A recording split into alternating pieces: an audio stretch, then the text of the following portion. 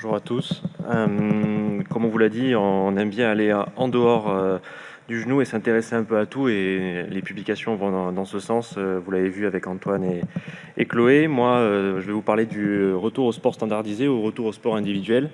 Je vais essayer d'aller vite parce que sinon on est en train de perdre Monsieur Gunpin, comme lors du voyage en Corée. Pourquoi on a fait ça? Parce que au début, on utilisait un test composite de type Castart à 6 mois qui corrélait test ISO, ACLRSI et test de saut. Et finalement, la grande question qui s'est posée quand moi j'ai fait mon fellow avec le docteur Bouguenec il y a 3 ans, c'était est-ce qu'on validait vraiment un retour au sport sécuritaire, c'est-à-dire la rupture contralatérale et les réopérations. Est-ce que ce retour au sport avec ce test composite permettait de donner le feu vert pour ces éléments cliniques? Ça a été l'objet de mon mémoire du DU d'arthro, avec une population de LCA opérée entre 2017 et 2020 au greffe aux ischio-jambiers. On a évalué ce test composite et puis on a regardé les ruptures, les réopérations et les ruptures contralatérales, et puis on s'est rendu compte qu'aucun élément du test n'était corrélé, était significatif pour prévenir de ces complications. Donc finalement, ce test-là, il est juste valable pour un retour au sport et il n'est pas transposable aux complications. Donc on s'est dit qu'il fallait aller chercher ailleurs. Et donc on a derrière développé la suite avec la chance d'avoir sur le campus, comme on vous l'a dit, de la biomécanique et l'arrivée d'un ingénieur, le docteur Monsieur Dodelin, qui nous a aidés et qui nous a ramené une expérience biomécanique où on a permis de partir du quantitatif, combien, à passer au qualitatif, comment. Avant, on mesurait la force, les distances de saut, le temps, la symétrie, et puis on s'est dit qu'on ne voyait pas les compensations, le contrôle moteur, la stratégie d'adaptation et la qualité du mouvement. Et puis, s'est posé la question de se dire que 2 patients peuvent obtenir le même score au test de type Castart, mais sans bouger de la même manière. Vers ça, on a donc développé une approche multidimensionnelle, où on avait force, saut, symétrie en termes de validation, mais il fallait aussi avoir une compréhension de la biomécanique, du contrôle moteur et de la psychologie. Et donc, on s'est dit qu'on passait d'une logique de seuil, on en parlait tout à l'heure avec les passes, vers une logique de profil. La première chose qu'on a faite en premier, c'était la force explique-t-elle le mouvement. Depuis 20 ans, on n'arrêtait pas de répéter qu'il fallait s'intéresser à l'isocinétique et à la force du quadriceps, et que c'était un critère majeur de retour au sport. Mais est-ce qu'un quadriceps fort permettait un mouvement de meilleure qualité? Et bien finalement, non. Avec cette première étude, la force du quadriceps était associée à certains paramètres biomécaniques, mais ne permet pas à elle seule de caractériser la qualité du mouvement. On avait vu que des quadriceps forts à plus de 90%, finalement, on retrouvait dans le mouvement un valgus dynamique, une compensation du tronc et de la symétrie. Donc la force n'était pas suffisante. Le patient était-il vraiment prêt? C'était la deuxième question. Et d'habitude, on évaluait l'environnement. Un truc qui rebondit. Ouais, c'est bon. Et habituellement, on évaluait l'environnement, la tâche, le patient. Mais finalement, le sport, la réalité du sport, c'est des informations multiples, c'est des adversaires, de la fatigue et des imprévus. Donc, qu'est-ce que devient le mouvement quand on perturbe le patient, et notamment son information visuelle?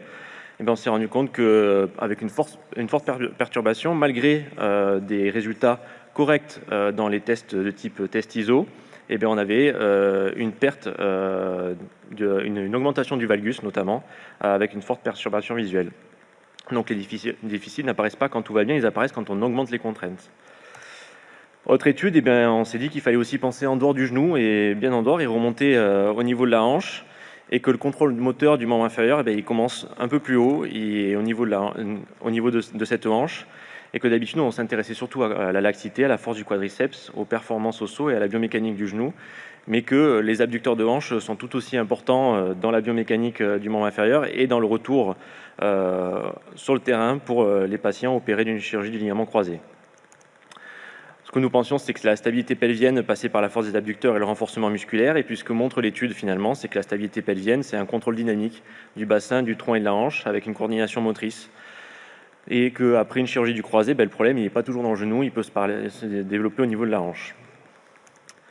Tout ça, ça nous a permis de développer un test qu'on a appelé le MERI-test, qui permet de comprendre le patient dans sa globalité. Ça permet d'intégrer de la biomécanique, de la force et de la psychologie. On a encore un peu poussé plus loin ces derniers temps l'évaluation psychologique avec des études sur le SLRSI, et puis finalement, on se demandait plus si est-ce qu'il a validé ses critères, mais quel est son profil de récupération.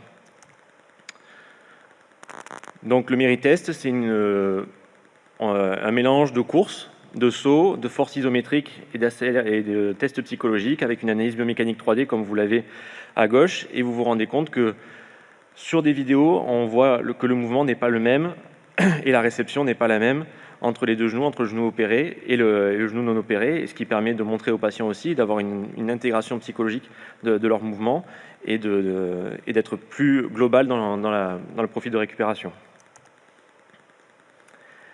La dynamique est déjà en marche, on a déjà plus de 1500 patients évalués, donc 1500 méri-tests. Le LCA, ça va permettre de prévenir potentiellement le second LCA, c'est ce qu'on espère en tout cas. On a une base de données unique, des données cliniques, des données fonctionnelles et des données biomécaniques.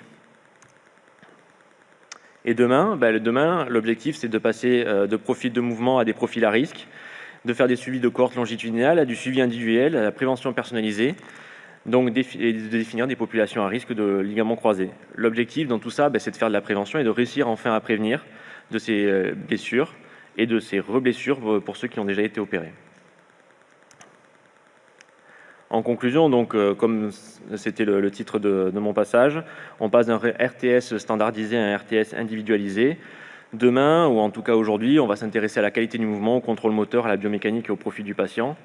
Et avec ce leitmotiv que, oui, effectivement, la symétrie, ça rassure, mais le mouvement révèle. Et donc, en espérant pouvoir prévenir, d'abord pour ces patients, du risque de rupture, et puis même du risque de rupture du LCA dans le temps.